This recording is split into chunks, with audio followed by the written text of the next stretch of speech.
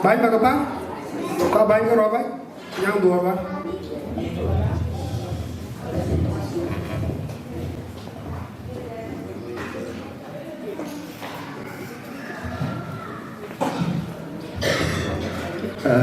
Thank you, Pak Mania.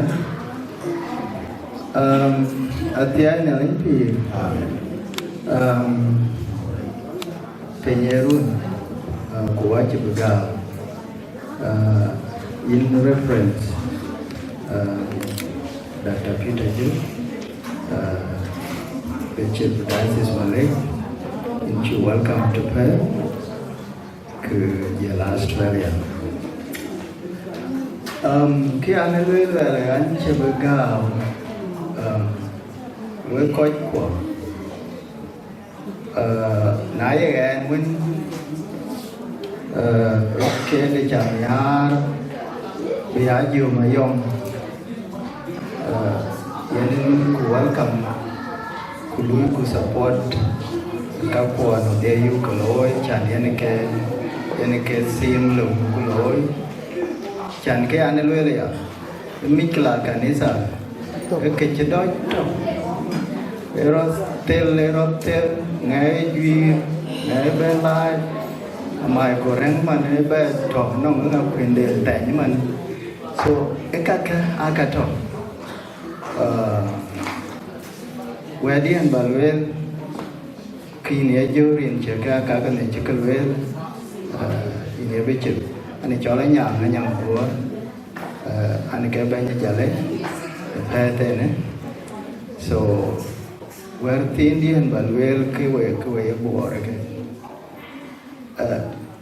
wa chinim liap yes kiwe buar but yang abe fix awak abe fix kayu ku kon gol bahen the whole entire Australia wa chinim liap tin so ku ko ke junu banim liap ka bo ken ka ken ku ka bo ku yu ku ka ko apia bu jal to cheletan so cái này in bị chụp cái bro lôi cái các bạn đã cả bu cái là kỳ ba cái lăng bu cái lồng thốn kujal kumer cái junub bạn đã ăn jal kumer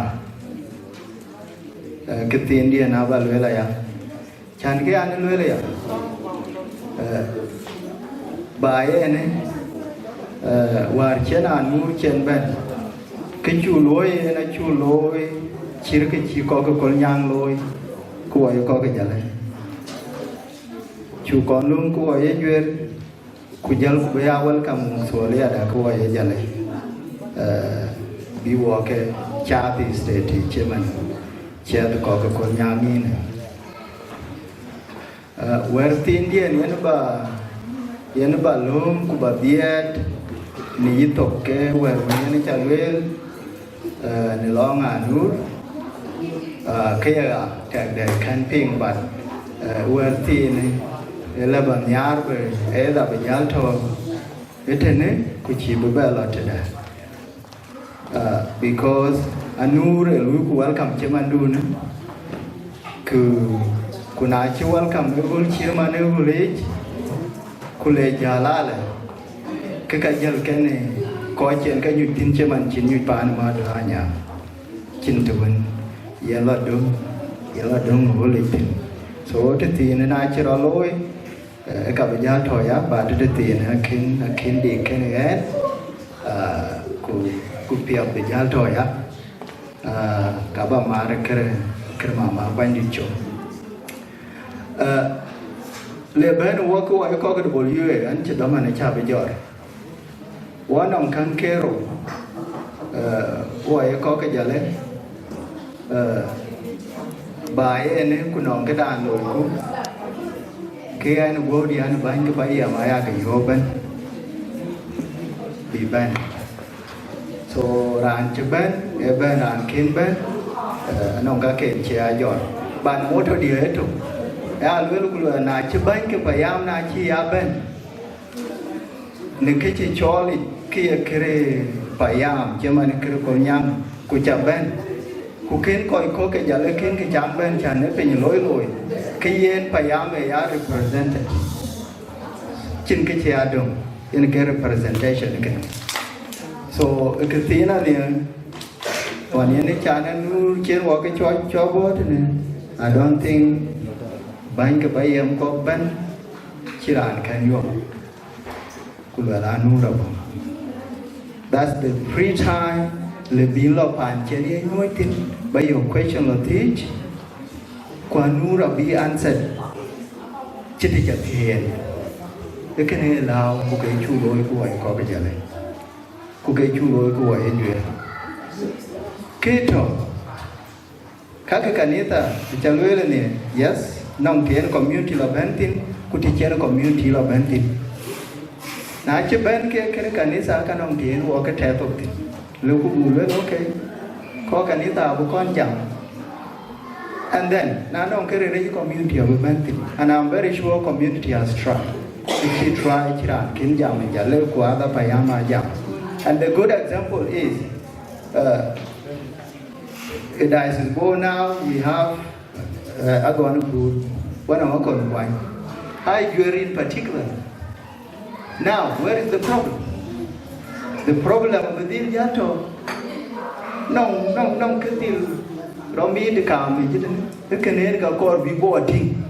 Chưa có cái giờ lấy bê thiên á bùa cái cả bê thiên what is the problem dùng một cái đèn cho đi so cái này cái đó vậy đi nó mà lấy phần in mà yêu gà kia mà lấy cha yêu đào cái gam condolences nhé ai vậy chỉ là lôi trong in của welcome và chiều qua của nó có nhang cái new comment cái bên bài này chiều qua cái welcome where the car well ne kolon ki ne liu na man thoi ne ku e kol nyang we ka chia payam nong adet bai ne pe ku we which number 2 we did win there so nyin randi do nyin dir payam to ken we ben ku we which ben bai ne ku we which so randit or ko which ke kai dor ben bai ben mat ke kai yen supported so bu mat ko ye bor abeton we chin ko ye ko kon yang bu bai bu chomer ku we ka bedil man bai we ka bedil ko bu bai bu mat de ku bu we chen bu bai be ato beton ken we because dir anong kai ko ko ku dire ana chikidwon na chichol chemane ku ko jabwe na chu ben ku ai phải đi coi cái ku cha ben kala ku bora gi and you guys can attest to that tonight three community anong cái đấy rồi and kai work man wo I think chin cái đàn đó we okay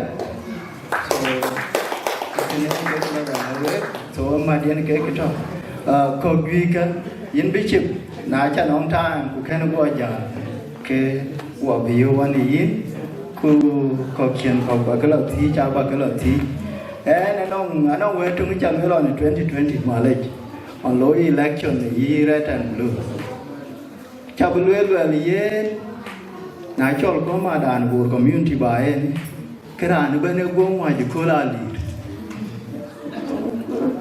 go ra che ping dong koi ko mai ko ren ga cha bu la yo bu le ga pya bu go ra ko ba ri le ran be ne go ma ji ko la li ri mu mi ne well because yen tu na chi nyu je ti kiran de ye ting ke cheran red ku ka cheran blue ran mun dom do jali tan ku le be le chi ka le be chip joge kiran ha yo lo ting ke go ma ji ko la li chan wel ke ai ko lo mar ko ku pan ke chi le wer de ni er pyo ne ali chi ka chi le chin de do tin ba na le thong ku tung ken wer ran ti ka le no un de so ekene indio mayom ewedu so yine to war ki ni neutral in kor ba bai ma de ti na no wel pia ke ikela wel ke war yi go ya tinki yo go ma ji ko la ni so ken war yen ka chi jal be jo lo yin chi undo ja jal lo mara kudit chan yin che ko en ko ra cha tem ka kan yo so aware ti ne apia buya ta we koi ko na iran we ru begle lwel ki ka ko buya gam we ru begle anda se di chin ki to ne ko so ken ke la balwel anan bu koi na ba koi ki balwel ke in be chep we koi vanity ke buya thon we ya ku we be chep ya ko ru che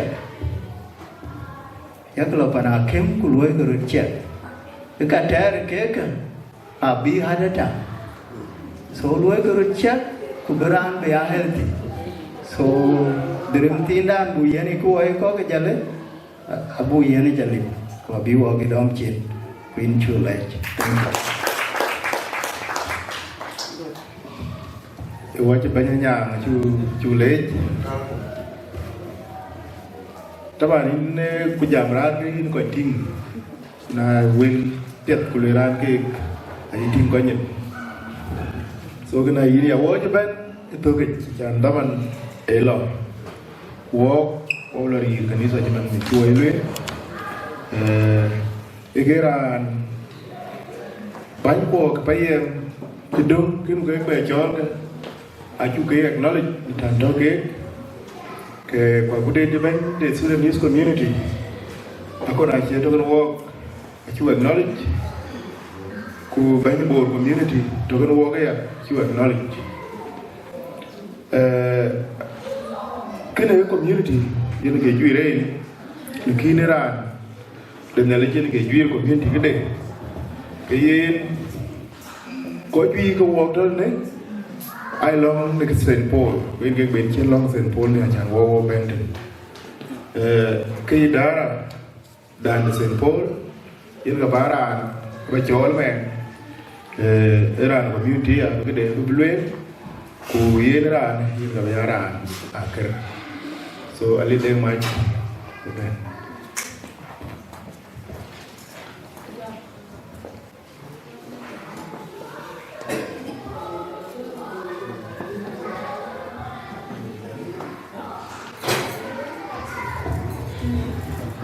Tiang ngalimpi, nu ko borin jan gali deng mach, manjan boleh mariwan loel, ko juga ko cakale nyerin ngalej, in beca pinjal lor, winman rin ngalej, nanti beca mana do ko jan penyeru, ko jawaban terlongnya tu. Iya, Iran terjol mau ngaya lelaki ni dah tiap berkebi. Kecil lewa biwa benen, keluar betul. Kedua, saya buat jual marti. Buka buat, buat bain. Ada buka galwel, teman bi time pengualu. Jangan galwel kudu ini. Kau nong ketuye, enggak ini jamian ni. Lagi nade kerut mengenai jalu, mengenai wajin keber ke, kerap kau ipin. Jangan cing wer cing wer apa. Terlebih kudu bin orang itu uni. Benar benar kita lalu lah lagi menong ini dia. Nak cing balot, nak cing balwel. Anu pek ni kebayan cing cicol mau ngalwel. Kedia luarin macam mana jalan luar, anci boleh macam jalan long kanisa, long dan kanisa pintu luar, di jam ni ada kaya pandai ni, macam tu buat luar ini ada ni, yang luar, jangan kaya kerja, jiwa ni kau dia angkat bayar, nanti luar ini ada yang luar bayar ni. Ke coy kanisa ay luel na ya ko che ya unti aguten ku luel ko ke ne won le yen te na jaju ko beru kuma bathi bu bak bu ting nong tim pia na mali ku ni ku tin ku coy kanisa da bulan wo tin mi adu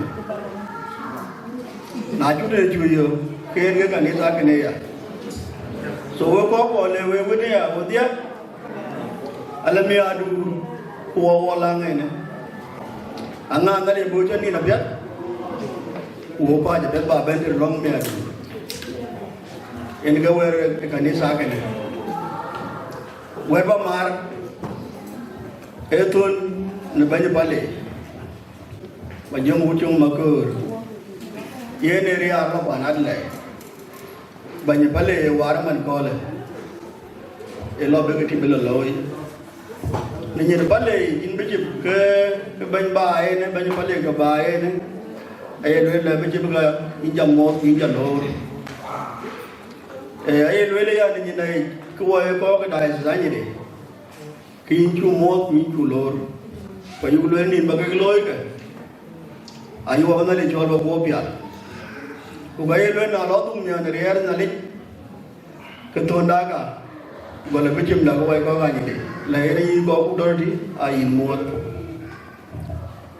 chan ye na chin warin jamai war bai nge nong thier jong de so yu ko to ro re na yu le ye ki de thier jong da in chu gam ku yin po bia to wani yin ta to ban mane nge me sen ni ko pale to ne ka ju ba re de ja ko po e man chia tin inu un bai pan jon male una chamo ni bai triya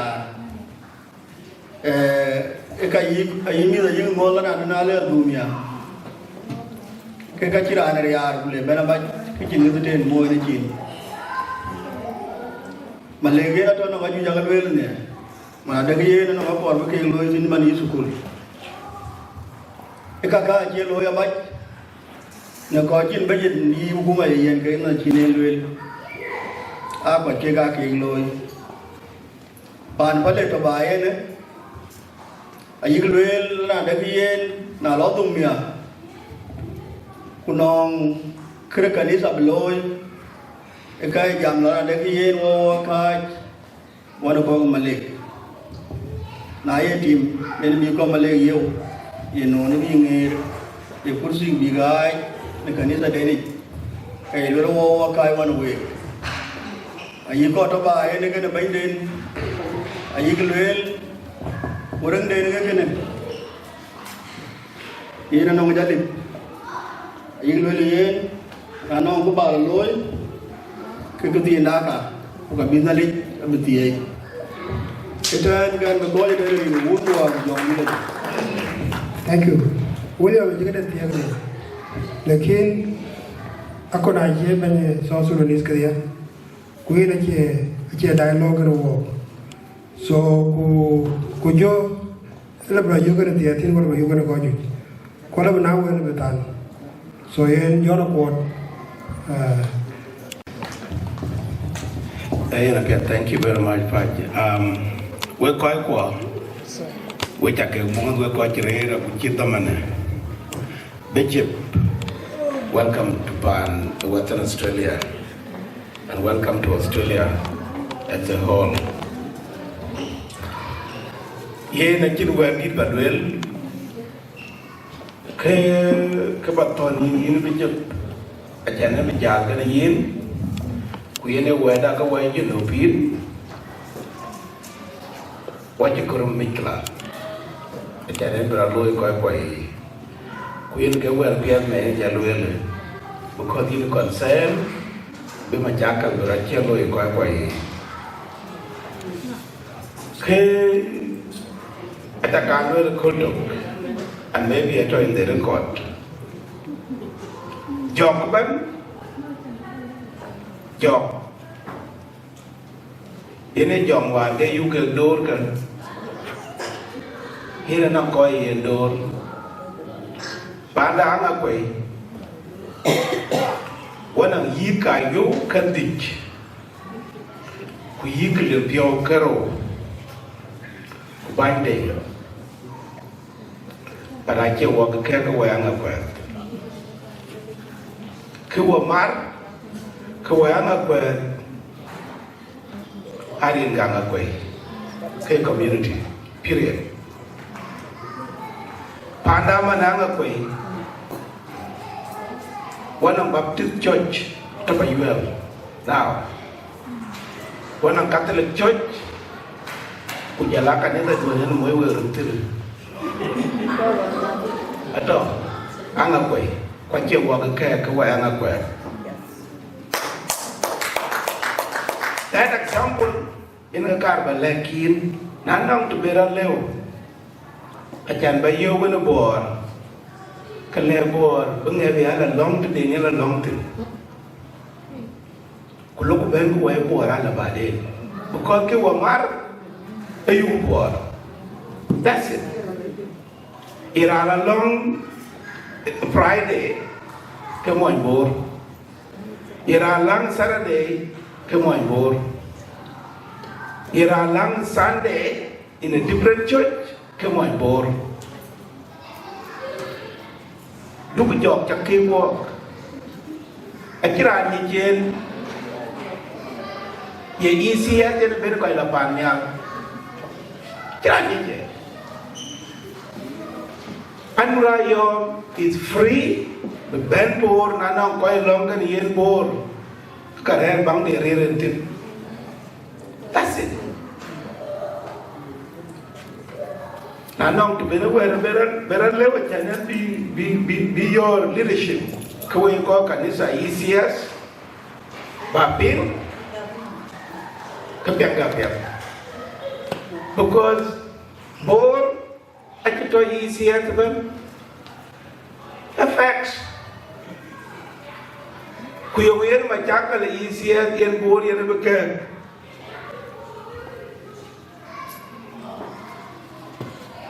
Where it gets enough work everywhere. That's why that's what easier to be killed in a community because the government gave issue of a community. In the question when I'm young and they are very relevant. Because there are low money to be a toy to go from Aben. No. How talk anything? How can you look at this? Don't young day. But system the board attach Monday. Walk away for why member to get one can be work connected to University of Sudan, take our represented at the state level and at the national level. Certainly, I never did going to get door. And I jump and I am aware. Can a chip come okay because they get paramount chip board. The system can get one, the lawyer will get a minute. I irrelevant. Kanisa is supposed to be delivering the social services, Jimanasa Sejan Koketika created. That's it. You have to do the pastoral care. Bakai Bakane Barakem. That is a service in Tokan Kanisa. Sita Makuma Monday. So in Bishop Nyalita Tokan in when you speak in the heart. Kakadani chin, you move it. So come and well get you speak in your own heart, in Kelwell. But Kiliam, a Janan Bala, where Mejalwell. Booker, young one easier. Dr. K. Panda. In Gilliam, and thank you very much, Janan Jayan, that opportunity. Saya ruwanya banyak kuat cuba leja. Aku mah kau don't know. Ini kira aku ada benar, aku balik tu benar ya. Bukan calon dia kira aku benar. Jangan kira banyak gitu. Kembali tu banyak pusat itu benar. Rande Japan, welcome. So Malinali Arban, Jan Malidin in a Boer community in Western Australia. What you keperoloi we cha le once again we ba ku maro le na chula dul le chip makwat le ku na miran ba miran la be ba ku so we ku maro ne je ko je ke ne le kan dil bania ku pajam ya ka che ne ke cha ko ra ke dil vi mana che ke ban ko ba jam ko dia an chi kan ke ro wa ke me pio cha no ka cha ba ka summarize an long ne ne Athira bene nana ke de we ka ba lu le chene ni pusa bran chi kan garo a me pio ni beche to yo ke ne chin ben ko won che ni chol ni jam go le an usas ana teacher ni de la teacher by profession ni ke jo ke we ni we ke ni sai ngade le no usas le to mi pio da che to mi pio ya cái chị mà mà chạy cho luyện là thế này này cái trò mà lên cái lối mà lên kia của mà lên rồi cái đôi gió ra why cái làm cái này cái gì nó trò nó muốn thế cái chẳng biết là ý này chặt tí và con dùng cho mà chịu là bị tôi cũng mà lên giờ biến chế leo gọi là cái này leo gọi là cả cái này leo tôi cũng là trong cái tiền thôi tôi cũng là lối chừng cái điều gì lá bắt trong gớt cái cú đào trong nằm trong xa trong chẳng hay boarding school là lối cái boarding school lối cả trong cái tiếng cả bắt cú là chuyện đầu tiên tôi vẫn nhớ biểu điệu này yên là cú trong cái tiếng trong cú là khá 2013 cái mà nó như là ngay yên này trên bài trên là một trên trong đó yên cái trên là cú ngay này cú là đi là chuyện now cái bọn cái tiếng mình 2013 nó cũng 2023 you got get it very correct ethically but unfortunately that opportunity achieved the generation in the generation lo ya ro get the generation the pure to college ken ba so ya lo la in bechem le to kulto le to kulma lekto ko to kulma le ba leo to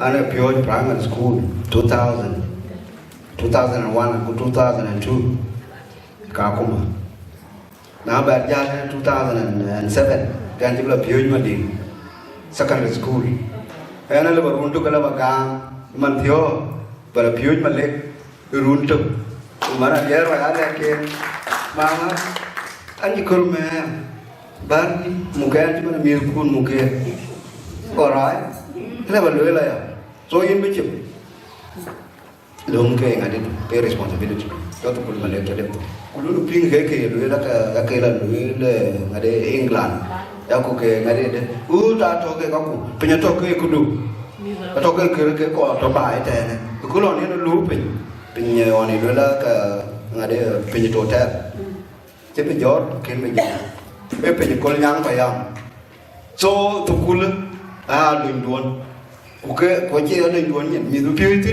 chỉ mình quan cấp về, ok nào còn vào lối, vui chậm mình đây này.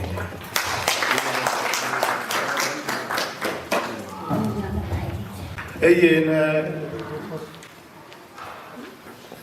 ra đấy cái nó chụp, yên, cái lúc nào có câu chuyện, yên bộ pin đây, Adelaide, thì sao sẽ đi chuyện. Ini là cái một cái chặt cái này biết chứ yên chỗ đèn anh nhiều ý ná liêu rật cái bùi giấy yên phút giờ mía cùi chả vô kia ngó để cả đấy giận rồi khi là biết bù nhớ về chả nai đạn thì bắt đầu mía cái bùi giấy riêng cái bùi giấy bò nó rồi yên cái kia cả rồi luyện I think my Korean will be in 1 minute. Man generally 1 minute. So my Korean I have longer than PJ. Tiada yang lain jam dah tu ke guru, kian 1 minute yang requested. Kena bici bukan aja president. Kuna lui bici lui welcome. They should be a bun. That is the protocol of the Kanisa. kai chu jal go community ben kai chin pur ta ti ni na bun ba cha ta so en ga 1 minute requested a janera wo ji kana ke an 1 minute requested he ba jo mayom ba welcome to Perth rani cha welcome ku cham chin ben Australia chu niar ko lo ar cha nu ra yom chin ben ane ji en pursa ba nur ba welcome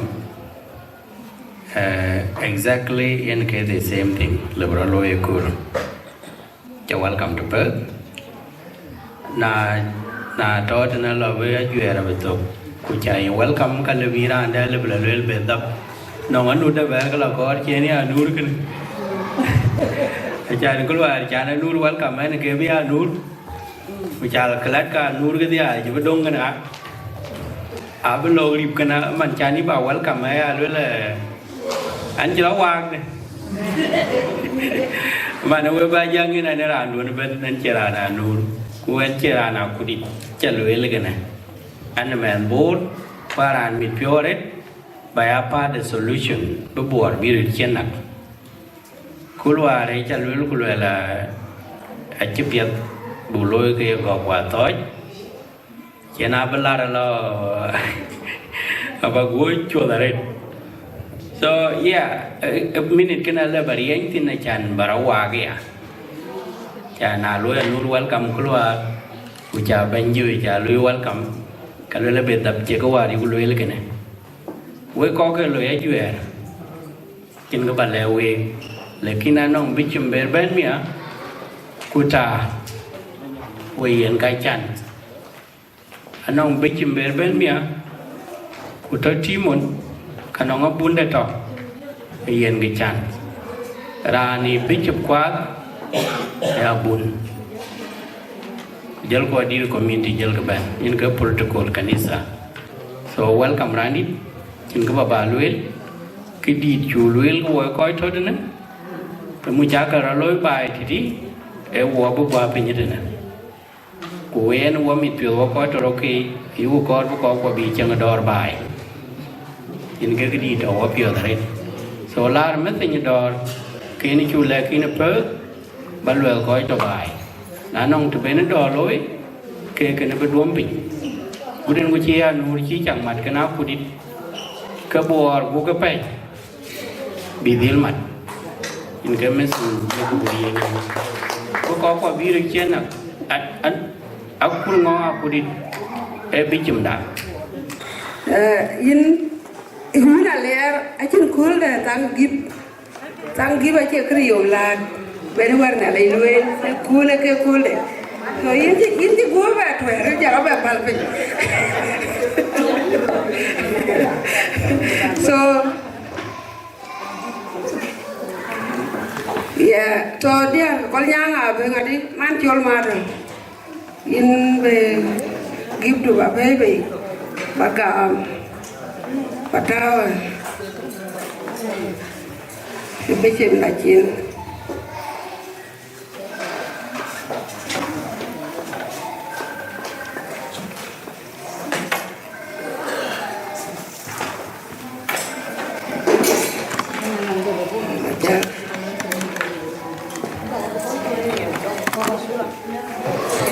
Ya, hey.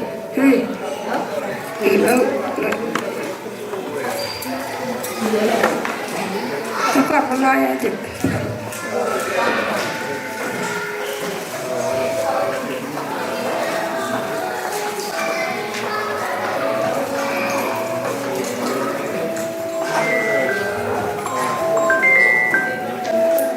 Itu biar ada. Thank you. Ya, wadah jalan today. Ayen. Give a lot na. Give dia kol nyang. Ke ben becem da kay manda. Ben wagati ke telepon. Ci dia kol nyang pa ya ci bay ke give de man tay.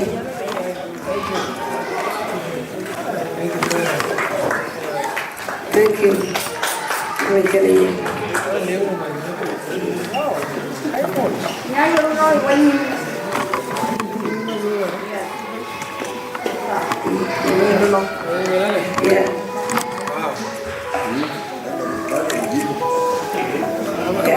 Jala yang dia mau ikut ke biku dia mau ikut dia mau jangan biku so yen ke mer pion la ga kan to dia ko nyang pa ya so yen ni ya mau mana jang de in ko ro on pan yen ko al ma ya kan de nga nyu ya jo pa ni ka ka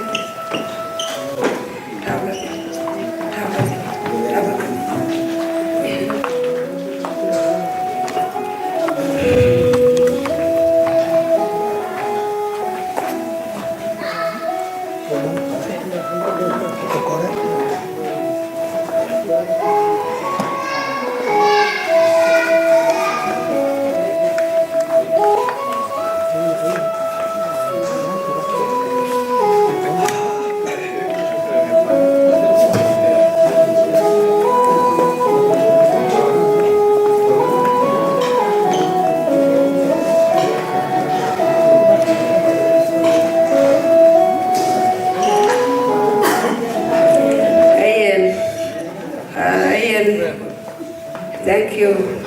Wajib pion ni lah ni, macam bankin ban, ke kau apa kakak? Tengah pion ni apa cakap ting. Ya, nong pion tu kacin pion tu kakak ayu kau ku, ayu lor pion ni ban, kami pion kan ini mantai. Karena ran jam tu ni, kalau itu betul malah kuat. Hanting kolnya, kolnya ni jangan tengah ban.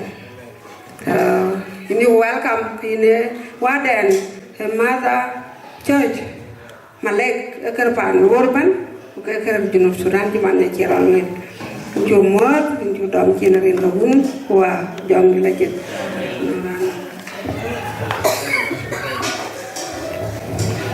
gue cak eglej gives give cicir ke ranti gue cemil cak sini gue syukran jadi tak gue kayak telepon nyalakan gue syukran thank you so much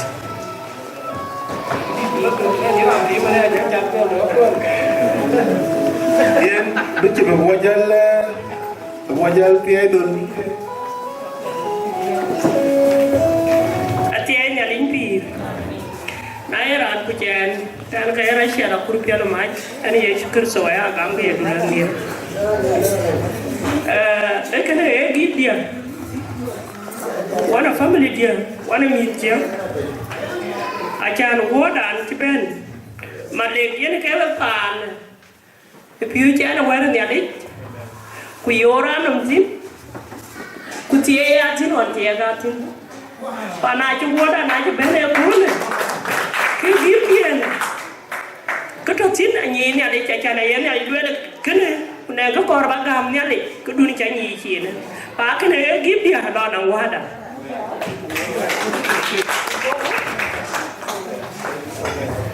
Cái giờ có các bạn là cái nào là nó chơi yên gip đầu nguyên của cái chùa mar cái nó gip đầu. Ai cho là đi ra với, ao đi vào, mua những ngọc vậy.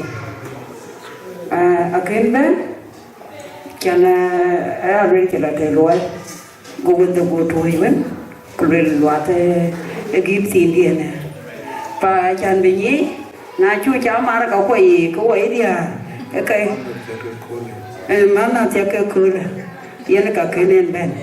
Go give de no go to it. Ko kapia ta chan balwil, ko dirana ben betin, ai chan anda ka lul chu bro yo go wa yara ke yaro nyon, ekna yaro nyon wa ya ma jiremi.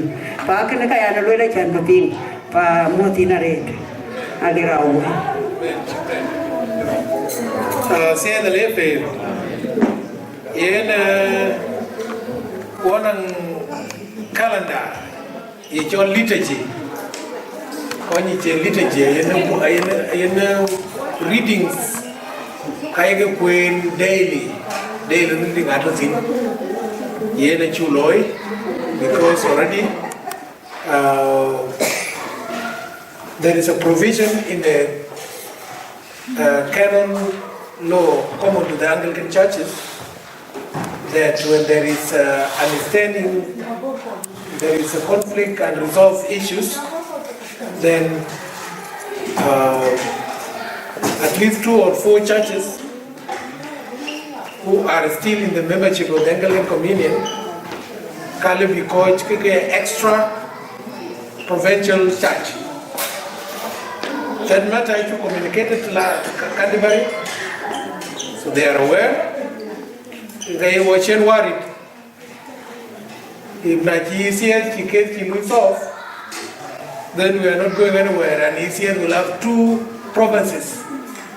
And we will expand, we will go to other places. We'll go to other places. So keep it together. Because here, 19 pressure, so we must work hard, we must move. What you are moving on to when I wear you here in the near Ebany na again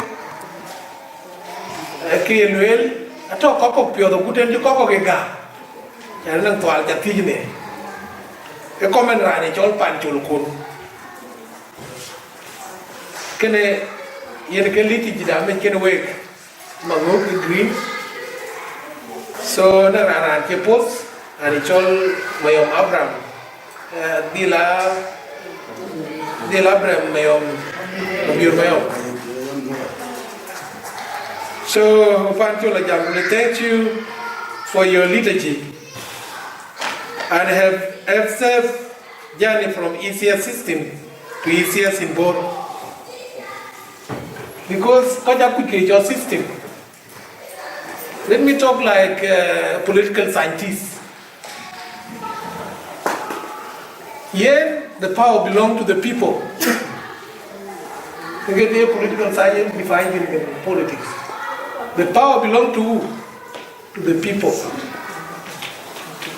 When you are with people, you have the power. When you have constituency, you have the power to lead. You cannot be a diocese in actual sense.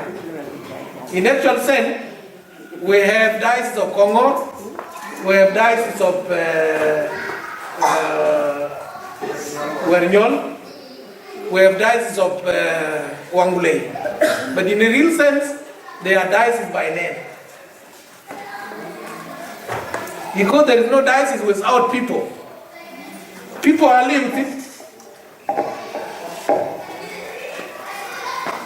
So, technically, the diocese are amalgamated. Like diocese, Equatorial Government, go Marty, we talk one diocese. So, system make a very bad. It can never come in. We go all and call you system in cognitive system. System, how much I know? How much I know system that can charge each other bad. And actually, to the Kokujen, there was some time. Can Anglican church or Anglican bishop can hear how lay people. What you quit? They are lay people. Can't tell bishop, be a bishop, be a bishop. Because people have not given themselves the history can it be quick. So can it the Anglican church? In Umlia. Say the referee, the Chia divided. Who are divided and a cock of pew, and a cock of libby, cock of deceit. Now they can have got a system, who got it a system. And you might like a little system. Then when you don't have Malek, you don't have history. To leave Malek in the system, and you don't have history. So, where it will tell where it's a thing. Who can go jam? The guy got to can support you were with you. Where are acquainted no problem again between Gog and a thought. So even God to getting again in care. So the car will wait in 10. e bunyi ko ko ne le kiran le na ran to system kuran to system yi ni ke lo pa di chol gara mo bi wa to ro ki e chari bi chol la ber gar ka bria lo la ke nyor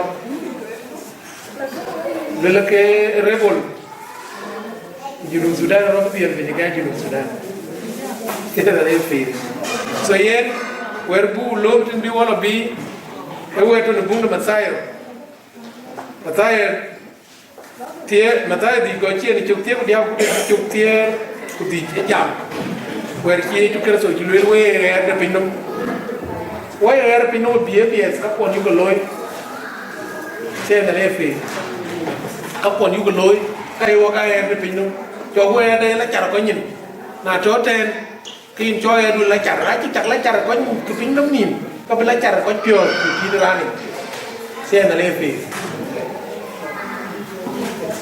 na akiriet ina buna don't take it seriously sa ne e cho chi loy wa le bi chi Peter akin ke ken ba di chi loy e bi chi Peter ka chi en 1.5 million America go ben ku lon bi chi I don't know really ye nga ka de ke jalo wu ga one ko e wu ga how Kiji dongkin ko leka mane na de yen bi ci Peter e ting na di kor e ma kin gilwe se na le fi so yen e ka ke akai to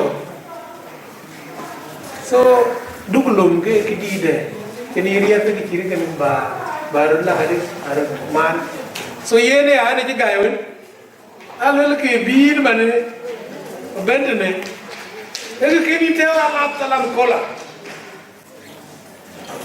kunei tewa la kola on or kinang gute mon bichi bepan kuna nang gute mon bichi bepan ki to na display ka bi display nang in gute mon ye ka bi nyoy because ki lo clearly adagi kiran yoge Kiran jelui, anu ran jelui lebih kan kau ini jatuh nangnya. Yeah. Dan kau kuai jam. Agak cuma loi. That's correct. Kena le bagame yi, siapa nak lepi? Iyi kena jalui. Kian toyo ye, aja kira kanisa dangal kan Church of Australia. Kira korer kan ye Sudanese rare kan ye. Ini kira lor chan kita lah tepi, lah kau yi. So ye nu cakap dia.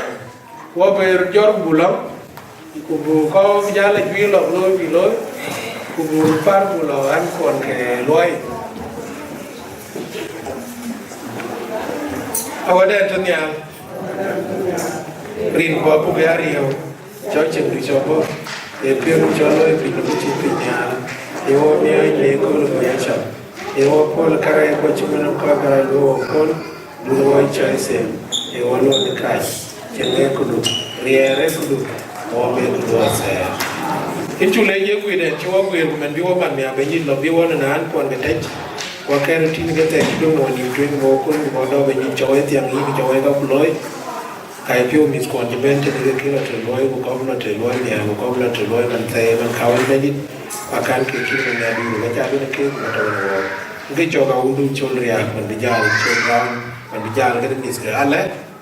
Ala te ga yama ne duro kanin bani bi jala dor ka ni su ten jala man ben la buin bani bin chol ku de lu to no tre lu bani te ni to ni ga lu ko wa ge ji ro be wa ni to ki ga bi nyo i to in bani ni chu le ni gu de chu gu de to ni ke chan ji ke chan le ju Sudan ku bi la ben bo bani ka kan ki ga jala ka ai re bi ka kan ki wala tun ke ni chan ji te na gu de ci Afrika yen waji gwete ni wakero tin ko ko bilo ne dor be de buten ci sabi wo be yo gwen ya le no bin ten do wakero won tin ko be ke dia ci wakani ko gwete na kan ke kin du mo ke de ci be na kan ke kin na ko ka ko be de mo ci le be to ke sa ten du la jindu kar so bandi da amen asiya de ci kar so bandi da